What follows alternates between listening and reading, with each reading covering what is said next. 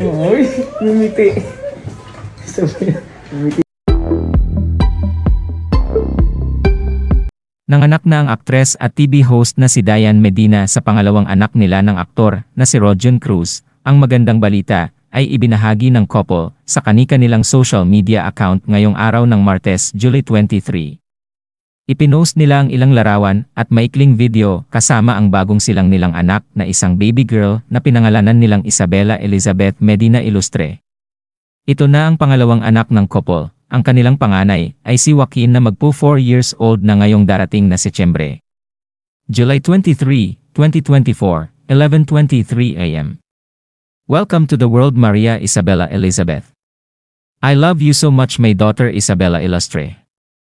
I will hold your hand forever, protect and guide you every step of the way. #Answered prayer, thank you Lord. Captions ni Rodjon sa kanyang post pahabol pa niya. 17 years na tayo today simula nung sinagot mo ako wife Diane Medina. The best na regalo ang binigay sa ni Lord ngayon, grabe, ang ating second baby. Our Princess Isabela Ilustre, so proud of you wife. Ang tapang mo sa nasaksihan ko kanina mas lalo pang tumindi ang pagmamahal ko sayo. Saludo ako sayo, I love so much. Thank you family and friends for the prayers, thank you so much Lord, the best ka po talaga. Maging si Diane Medina ay labis-labis rin ang pasasalamat sa lahat ng nagdasal para sa maayos niyang panganganak sa anak. Pinasalamatan niya rin ang mga doktor, kaibigan at mga mahal sa buhay na gumabay sa kanyang pagbubuntis hanggat sa makapanganak. Anya, may answered prayer, may baby Maria Isabela Elizabeth Medina Ilustre. Thank you Lord for everything. Thank you Lord, no complications or anything. All glory and honor is yours Almighty Father. Thank you for answering my prayers. Salamat rin po sa mga nagdasal.